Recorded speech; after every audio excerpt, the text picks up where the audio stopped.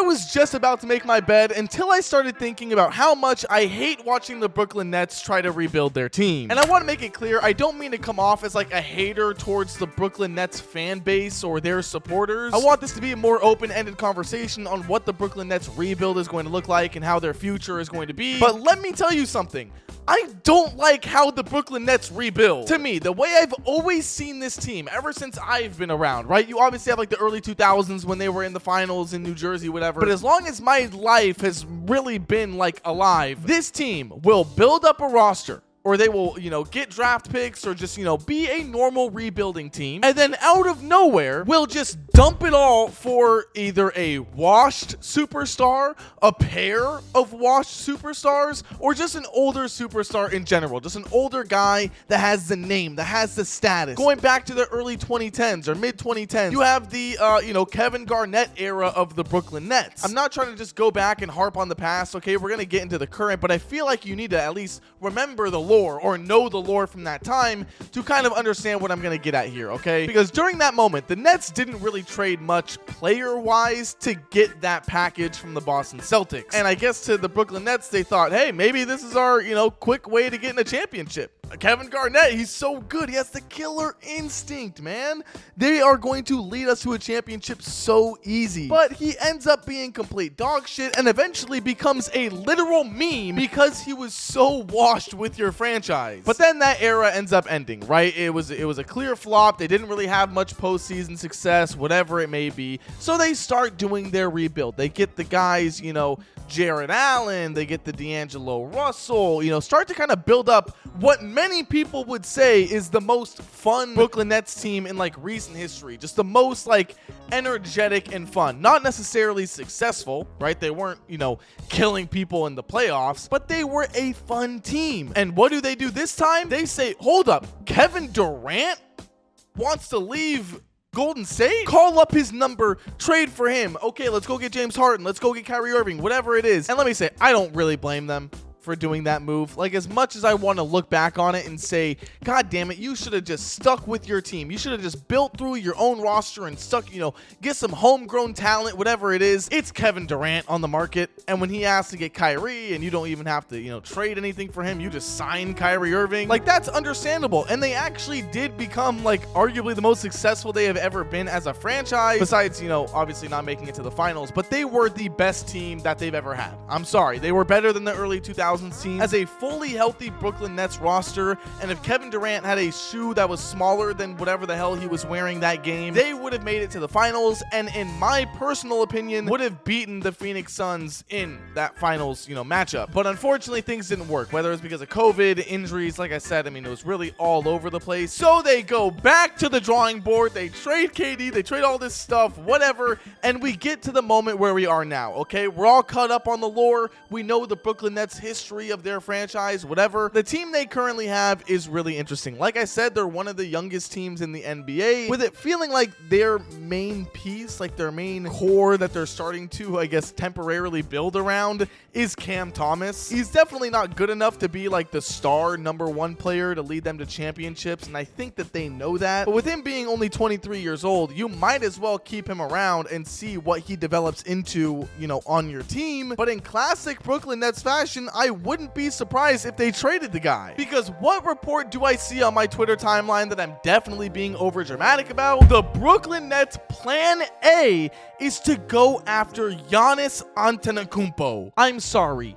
What? Your plan A is to go after an untouchable player, arguably one of the best players in the league. That's your plan A? If I'm a Brooklyn Nets fan, I'm concerned what plan B is. Listen, part of me feels like the Brooklyn Nets somehow will make it happen. But then I remember that the Dallas Mavericks tried getting Giannis earlier in the season, but they offered Luka Doncic, and the Bucks did not even take that deal. So what makes you think? Go ahead and answer this in the comments.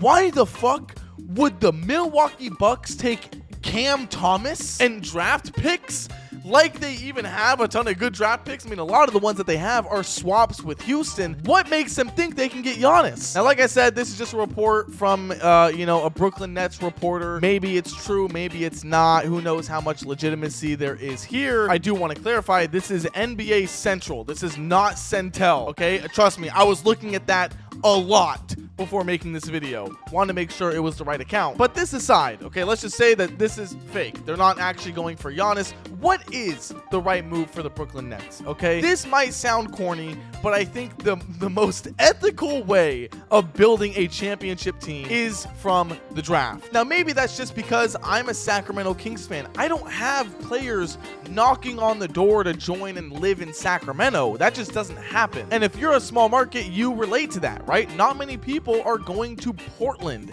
and saying, dude, I want to go live in the woods with Jeremy Grant. They would rather go to LA, or they would go to Golden State, or they would go to Miami. These are places that just are nice living situations and are bigger markets. That is just what it is. So even if I sit here and say that the draft is the best way for them to build, thankfully for them, they're located in fucking Brooklyn. People do like living in Brooklyn. They like living there. So they are a big free agent destination, as long as they, and I feel like they have struggled with this their entire franchise history, build around the fucking players that join you. At this point, I don't mind if they go out and get a guy like Giannis. I don't think it's possible. I don't think it's realistic, but I don't mind if they go out and get Giannis, as long as you properly fucking build around him and you don't just try to pair even more superstars and grab more old players. Let's go get Chris Paul. Let's go get LeBron James at 45 years old. Don't do that bullshit and actually just build around him as like a real basketball team. I wouldn't be mad, but I don't think that's the best move for Brooklyn, mainly because of their draft situation. If we go ahead and look at their draft picks for this season, we're talking a really good draft class with some generational talent in it. The Brooklyn Nets are projected to have the 6th overall pick. They have Milwaukee's 17th pick, the New York Knicks 26th pick, Houston Rockets 27th pick, and their own 36th pick later on in the draft. You're telling me that they can't hit at least one of these picks? They can't hit on 1 of 5 with a chance that 6th overall pick could jump up into something crazy. The scary part, though, and the reason why I come at this with so much aggression and energy, is because I feel like they're gonna get this crazy draft pick. They're gonna get a guy like Cooper Flag or AJ, and they'll trade him. But for fun, let's go ahead and roll the lottery sim, okay? Let's see hypothetically where the Brooklyn Nets would land. All right, here we go. Sim lottery. Who's gonna win it? Okay, so they dropped down to number 8. Let's just roll it again. Look, they jumped up to number 3. First try, didn't have to do any takes whatsoever. Who would they be getting in that situation? Would they get Dylan Harper, Ace Bailey, VJ? Sorry, I think I said AJ. Cooper Flag, whatever. They would be getting themselves a damn good player. And I think that it's something where, to be honest, I want the Brooklyn Nets to draft their own talent. I feel like they've never done it. They've never given themselves a chance in that situation. I mean, look at their draft history. This is their draft history right here. You have to go all the way back to 2010 to watch them get a top 10 pick in the draft. And a lot of this is because of their deal that they did with the Boston Celtics. The picks that they gave Boston in that deal ended up being Jason Tatum and Jaylen Brown. And I don't like saying that because I think it's a bit like hindsight to look back and say, oh yeah, well the Brooklyn Nets would have drafted those 2 guys and built around them perfectly. Like the Boston Celtics outdid themselves when it comes to building around those 2 guys. But like, damn.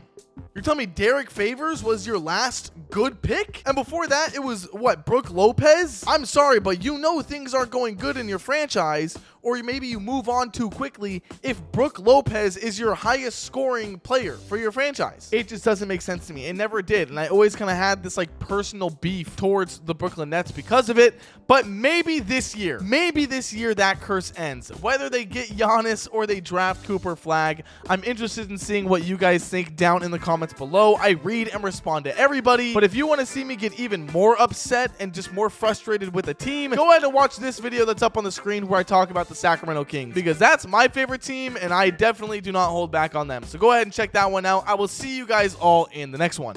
Later.